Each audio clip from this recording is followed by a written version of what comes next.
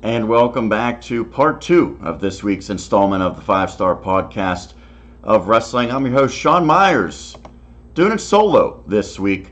Want to wish everyone a happy Memorial Day, including co-host Sean Saputo, not able to join us this week, as well as Justin Lowry, Kyle Dawson, who have also helped out in the past. We'll have probably one of them back, if not multiple of them back next week. Also hoping to have an interview lined up with a local wrestling celebrity, if you will.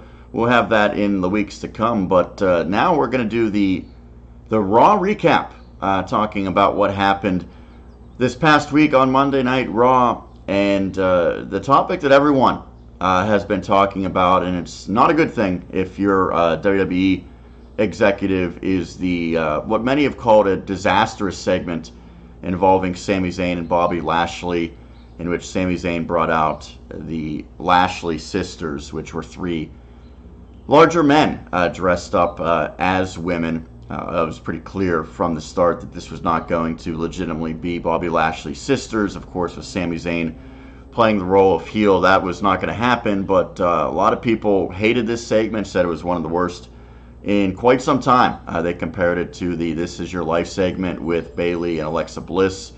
That was pretty bad. Many people think this might have topped it in terms of just poor television and really a disservice to these talented competitors. Sami Zayn, probably one of the best in-ring performers on the roster. Bobby Lashley, a guy that comes in, a big name, returning to the company after about a 10-year absence. People are saying this is not the way that you book him. Already his return has been mishandled in the eyes of many. I would tend to agree with that part of it. And by no means am I suggesting that the segment was good. As you see here, Sami Zayn with the sisters. That being said, I don't think it was as bad as what many people made it out to be. I don't see how anyone expected it to be much different than this when it was announced a week ago. Of course, Sami Zayn's not going to bring out the real sisters. Now, to me, it was almost more awkward, the initial interview that Bobby Lashley had with Renee Young talking about his sisters, than this, because this is the obvious progression with that as they build this feud up between Sami Zayn and Bobby Lashley. The other thing is, I actually thought Sami Zayn did a really good job, and I haven't seen people really criticizing him, but I think that this really showed a side of him. He was entertaining to me. He was dealt a bad hand with what he had to work with, but I thought Sami Zayn did a pretty good job and showed some personality that we really didn't see when he was a face on the main roster.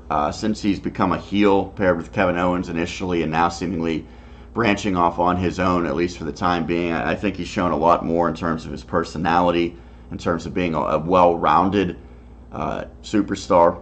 So yes, this is going to be ultimately something that will not go down as one of the best moments of Raw, but I look at it as something that you could actually say maybe Sami Zayn was able to draw a positive from.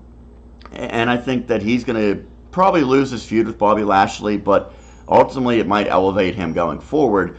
On the other side, I don't think Lashley has come across very well over these past few weeks with this. Again, going back to that awkward interview in which he first brought up his sisters with Renee Young, and I thought he was pretty weak in this segment. He wasn't able to salvage the best of it, the best that he could, like Sami Zayn did. So to me, stock up maybe a little bit for Sami Zayn, but it certainly goes down for Bobby Lashley. And to the points that people are making, do you need something like this with Bobby Lashley right off the bat? Is this really the only way you could put him in a notable storyline, is in making this mockery of his family?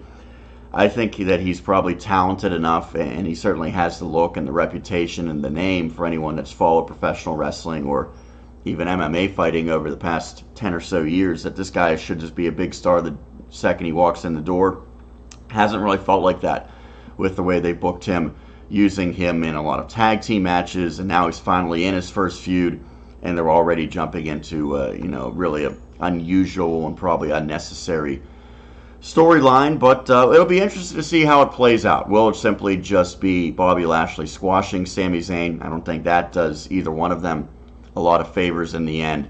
Hope that Sami Zayn's at least competitive in this feud, but that will be determined in the weeks and months to come. Not sure when they'll do battle. I don't think it'll be at Money in the Bank, but maybe it will be. There's still a lot to be determined for that card aside from the Money in the Bank matches, which are pretty much set at this point. Just a few spots remaining, one on each, the men's and the women's. Speaking of women's, let's talk about the other big segment that did not involve in-ring competition on Monday Night Raw. That was the contract signing between Nia Jax and Ronda Rousey. I have been critical of this storyline from the time the match was announced. I just don't think it is a situation conducive to being successful for Ronda Rousey. She comes in, struggled a little bit, or in some people's eyes a lot, with her promos off the bat. But she sort of redeemed all of that at WrestleMania with a terrific in-ring performance, being paired with Kurt Angle in a tag team match. That was a smart way to acclimate her to the ring in front of thousands of fans in attendance, millions watching around the world. She did a great job. I thought there was a lot of momentum built with her performance there, and anyone who might have doubted her and her ability to make this transition, they were quickly silenced. But then you fast forward, seems like she's going to get into a storyline with Natalya, her friend, according to television, who probably ultimately you got the feeling was going to turn on her. That still might happen, but seemed like they sort of pressed the pause on that storyline, and Mickie James and potentially Alexa Bliss could have gone against Ronda and Natalya. But all of a sudden we find out Ronda's going for the title already. She's had one match, now she's getting a title shot. It's her first ever one-on-one match, and she's going against Nia Jax. And I think this is really going to be tough for Nia as well. They're building her as this big-time babyface. Her feud with Alexa Bliss and the body shaming really was supposed to put the fans behind Nia, put them in her corner. She got a nice reaction at WrestleMania. She got a nice reaction the night after, and even at the last event when she defeated Alexa Bliss.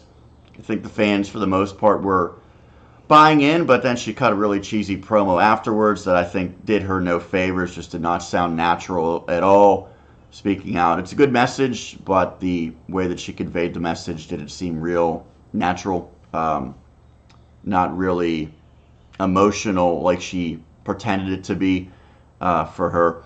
So that, I think, maybe was a strike against her in terms of really getting the fans behind her and behind this character. But now you throw her against one of the most popular women this company's ever seen in Ronda Rousey. What's the motivation for fans to cheer for Nia Jax now? I think that a lot of them are going to be against her. And when you spend all this time and effort building her up as a face, I don't get the reason to put her in this situation. Or for the fans who do support Nia Jax, maybe it hurts Ronda Rousey's popularity a little bit in the early going when she's still trying to build that momentum that she had worked up from WrestleMania. So anyway, fast forward to Monday Night Raw. Regardless of what I think of the storyline, it is going forward. They'll have the title match at Money in the Bank for the Raw Women's Championship. But really, there was no explanation as to why this feud was happening. It was simply red carpet footage of Nia saying, wow, I want to face you, Ronda Rousey, the champion, making the challenge to Ronda Rousey. There wasn't a lot behind it, very little explanation. Well, they changed that on Monday Night Raw as they went face-to-face. Now, Nia and Ronda really didn't say a whole lot in this segment, especially at the get-go. It was Stephanie McMahon, who had returned earlier in the night, who did the heavy lifting in terms of basically cutting promos for both of these women, explaining why they were having this match, what this match means to them, trying to fill in some of the blanks. The complaint I have is, if you don't think that either one of these women are good enough at this point to sell the match through their words, or simply sell the match because they're big enough names and established characters right now, why are you having this match then? If you're making Stephanie McMahon do the majority of the work, yes, it might work. Steph did a good job raising some interesting points on Monday Night Raw for why Nia would want this match, for why Ronda Rousey would want this match. And then the two superstars chimed in towards the end. But I just think that this is rushed. It's premature. I think it's going to be tough to book this one without hurting someone in the process. If Ronda wins, she's already reached a pinnacle. Where does she go from there over the next 6+, maybe even 9 months before you get into WrestleMania season, where she'll likely have a marquee match? So that would be a negative for her if she wins the title already, I believe. Conversely, it could really be damaging for Nia Jax. Where does Nia go? She had this big climb to win the title, finally got over the hump, and for her to lose it in basically her first feud after Alexa Bliss doesn't reflect well on her. And then other than, challenging Ronda trying to get the title back, she probably doesn't have anything necessarily set up. She's just worked a program with Alexa Bliss.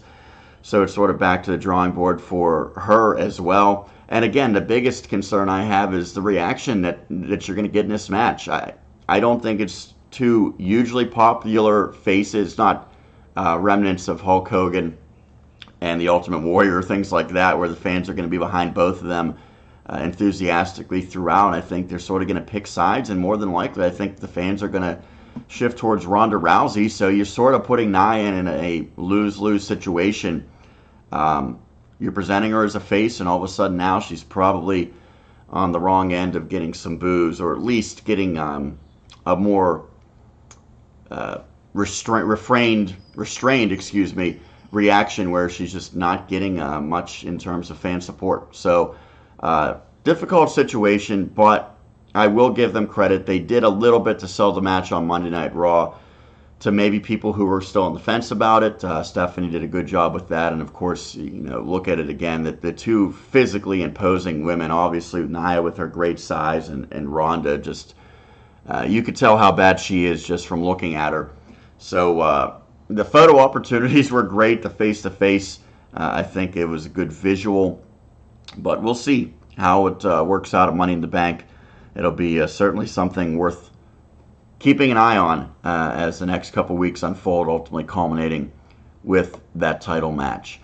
But that wasn't it on Monday Night Raw, because there were some other big matches. There was a qualifying match on the women's side for the Money in the Bank ladder match. We know that the SmackDown and Raw titles will be defended by the women. And of course, we just highlighted the Ronda Rousey Nia Jax championship match, but Raw has 4 representatives in the women's Money in the Bank ladder match. The first one, Ember Moon. The second one, Alexa Bliss. The fourth one will be decided this upcoming week, but the third one is Natalya, as she knocked off a trio of competitors. Natalya defeating Dana Brooke, Liv Morgan, and ultimately making Sarah Logan tap out courtesy of the sharpshooter. Natalya is an interesting case, as she wasn't doing a whole lot on SmackDown before she came over to Raw. Came over, immediately got inserted into that storyline I just alluded to with Ronda Rousey. Seemingly they were going to team up and go against Mickie James and Alexa Bliss. Changed that a little bit, so now Natalya on her own for the time being, and now she's in this match as a face. And I think that she has a real chance to win this Money in the Bank contract. The way that they are teasing it now, she's coming across saying, oh, my good friend Ronda Rousey. But we know that Natalya was a heel for over a year on SmackDown. And you get the feeling that she's going to be a heel sooner rather than later here on Monday Night Raw. I think that there's a legitimate chance that she wins Money in the Bank and cashes in on Ronda Rousey after Ronda wins the championship, whether it be that same night at Money in the Bank, maybe down the road at SummerSlam.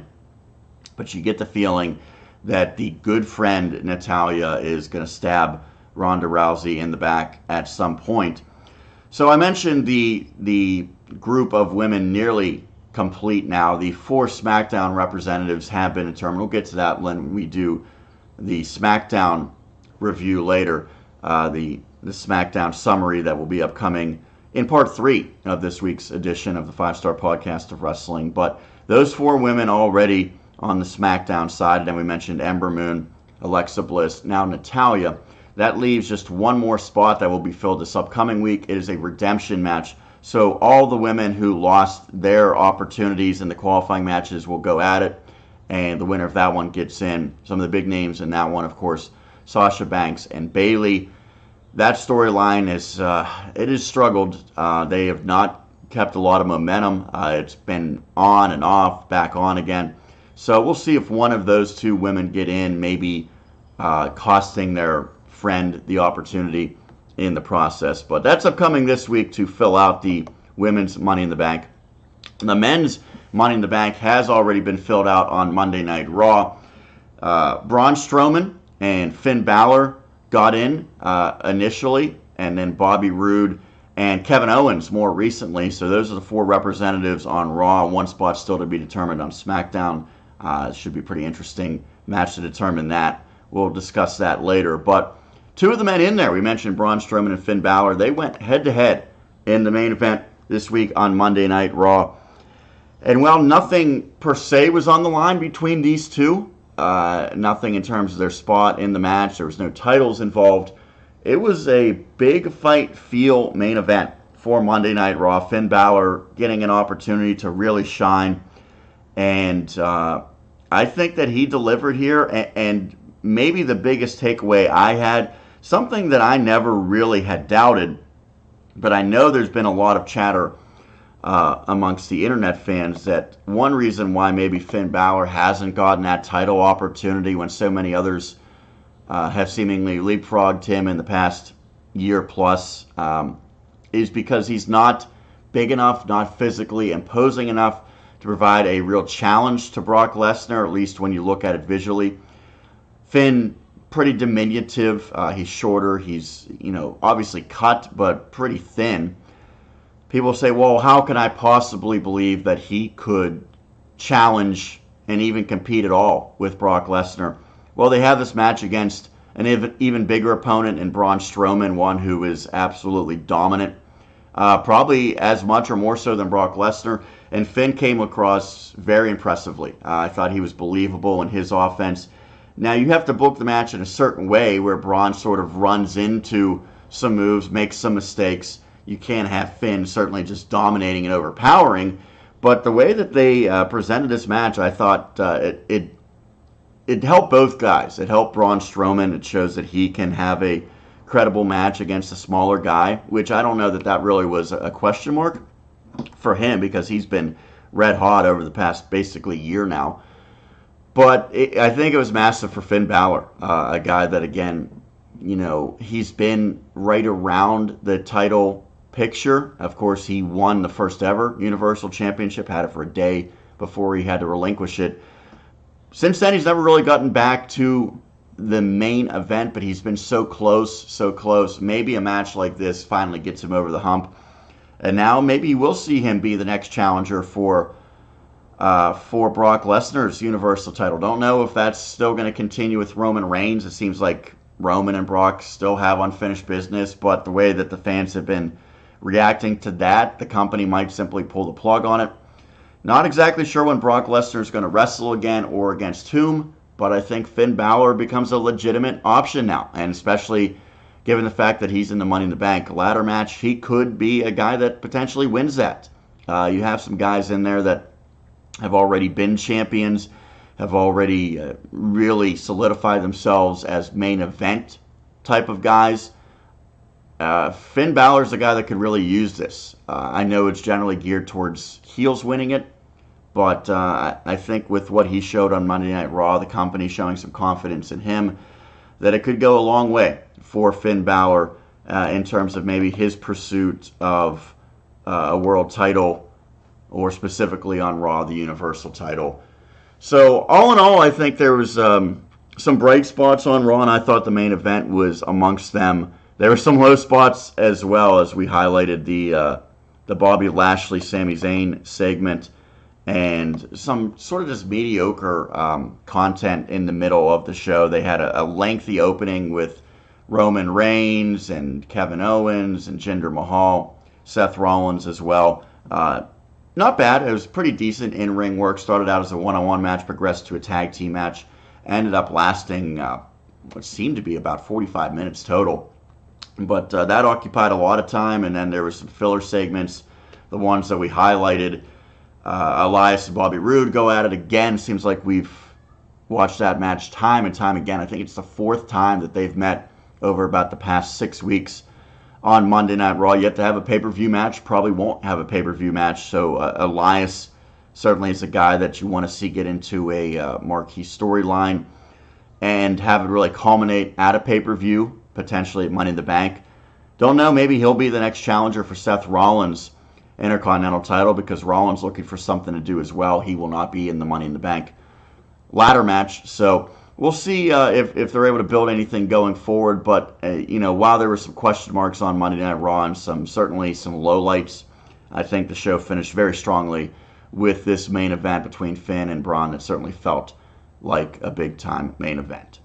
That's going to do it for the Raw recap here on the 5-Star Podcast of Wrestling. I'm going to step aside, be right back for the SmackDown summary, in which we talk about all the action on Tuesday night. Once again, I'm your host, Sean Meyers. Stick around for the SmackDown summary. That's upcoming next here on the 5-Star Podcast of Wrestling.